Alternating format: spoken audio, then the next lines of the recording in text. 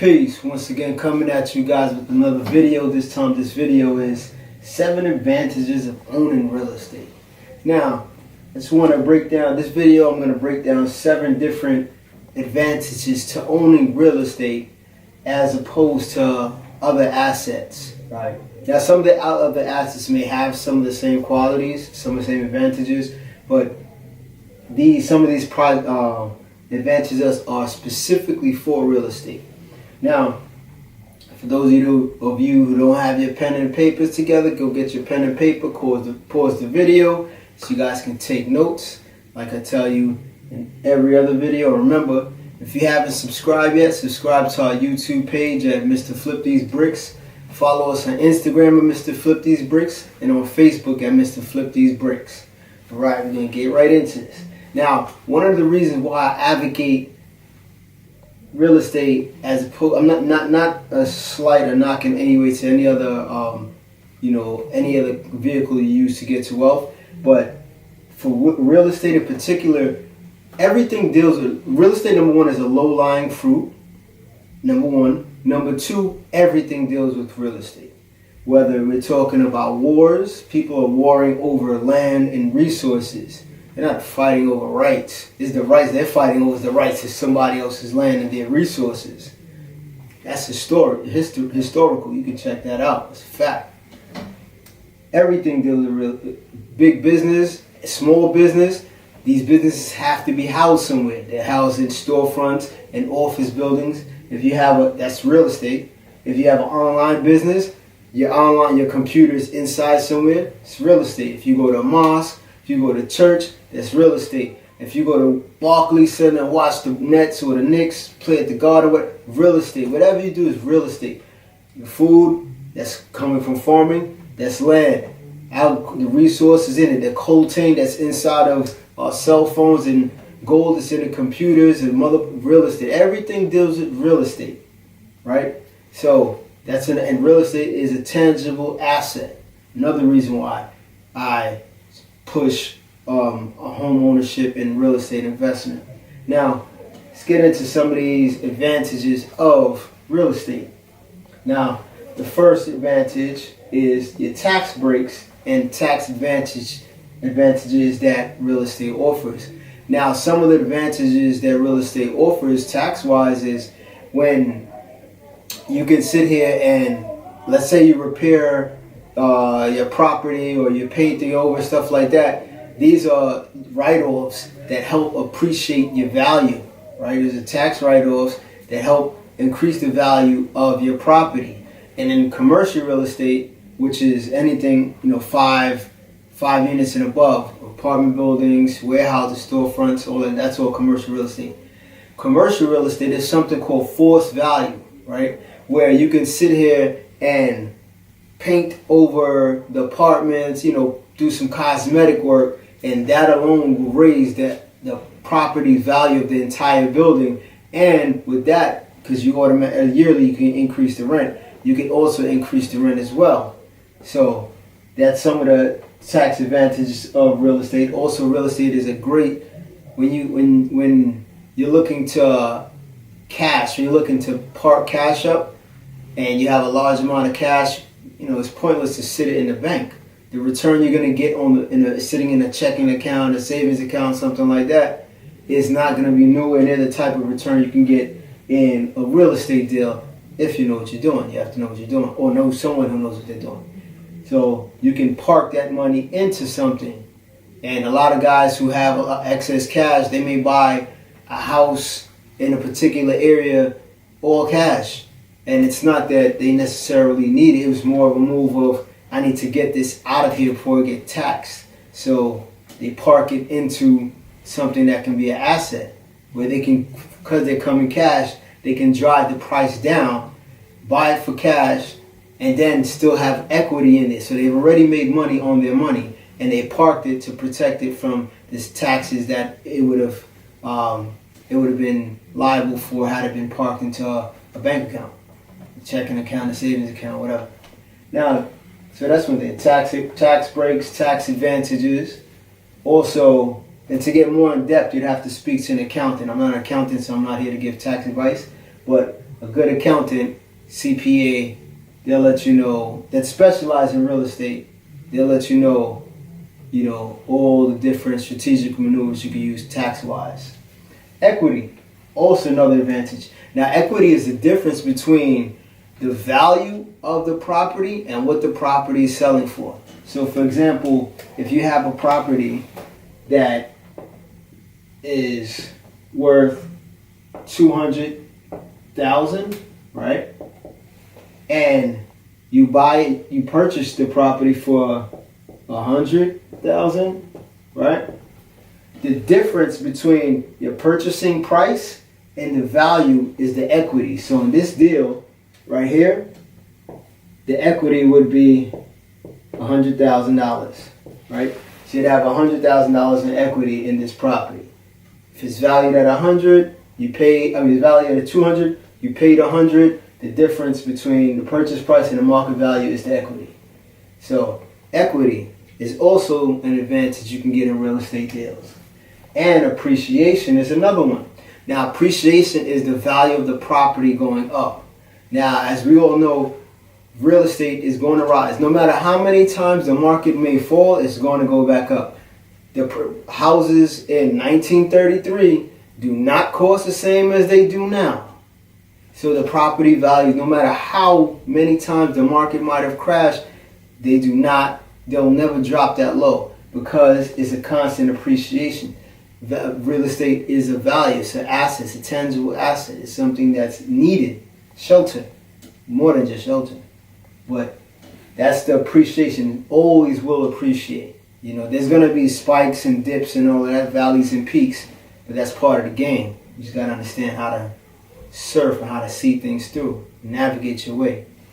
Now, appreciation is another, advantage. Now, for a perfect example of appreciation would be some people who bought properties in areas like, in Brooklyn, like Bed-Stuy, Harlem, areas like that, Fort Greene, back in the 70s, where it wasn't gentrified. They might have paid, I have a friend of mine who is an older guy I know, during the crack era in the 80s, he bought 2 brownstones in Harlem for $1. They had a program, and this city, New York City, had a program. He bought 2 next door to each other brownstones for $1. He just had to fix them up, and that's what he did. Today, each one of those properties are worth a couple of $1 million a piece, easy. So, it's appreciation. So now, let's get into another one. Mineral rights. Now, mineral rights, when you own real estate, you own the improvement, which is what they consider the actual structure, whether it be house, office building, warehouse, whatever, farm. That's the actual improvement. The land itself, when you own the real estate, you own everything underneath, all the minerals, and the air above. It's called air rights, which we're going to get to that next. Now, you may own a piece of land that has gold on it, or you may opt to buy a piece of land in a particular area that's mineral rich, and you own all the minerals in it. Another place, some people buy land and they lease mineral rights to mining companies, and then let these mining companies extract the resources. Or they may opt to do it themselves and partner up, because it's their land, with these mining companies. Or for themselves, you don't need a mining company. Or let's say you bought your own house. Whatever resources that may be underneath in whatever region you're at, underneath that land, that's yours. So mineral rights is another option, another advantage. Now also you have air rights. Like I stated earlier, air rights is the air above your property. So, give you an example. Let's say you own a property where the zoning permits for a certain level of building, right? A developer wants to come, they want to build a structure, but you own a property that they may need and or want in order to complete how their structure, their plans for their structure that they're trying to build. what you can do is you can sell them your air rights to your property. So, and then that's whatever price is, that's how you guys negotiate your deal, whatever.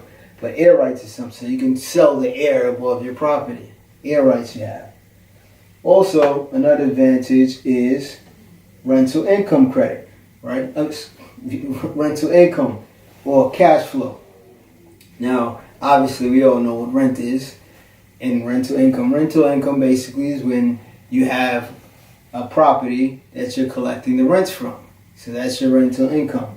So that's another advantage, is that owning real estate, you can rent out your space and have another tenant pay down your mortgage, and you collect the profit at the same time, obviously depending on how much the mortgage and how much they're paying.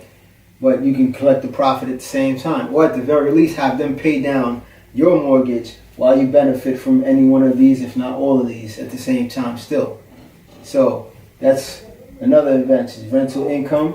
This is also what we call unearned income, which is different from earned income. Earned income is W-2 money. If you have a job, that's the highest tax money. Unearned income is basically money that you get for doing nothing, so to speak. So mailbox money. So if you have a 4-unit, a 8-unit, 10-unit, 2-unit, 3-unit, whatever you have, every month, all of those units you have a check coming to your mailbox every month. You can lay in your bed and that check is coming straight to your mailbox every month. Mailbox money. All right? Now, the seventh advantage is real estate is inheritable. Now, the vast amount of fortunes from many of these rich families and wealthy families, wealthy families that are out here, is because the families have invested in assets that they can pass down, that are inheritable. Gucci belts are not inheritable. Red bottoms are not inheritable. Likes on Instagram, not inheritable. So we don't do things for the likes. It's assets over everything when we're in business. So, inheritance, that's what it is. So they invest in assets that are inheritable, which you can pass to your children. Your children can pass to their children, and their children can pass to their children. That's how you create generational wealth, is investing in assets that are inheritable. So you can pass these things on and on and on and on through your family, and you build wealth and create family legacy. That's how you do it. Not by buying Gucci belts and red bottoms and Yeezys. Not, and I'm not to not. You can if you got the money to buy the Yeezys, you get the Yeezys.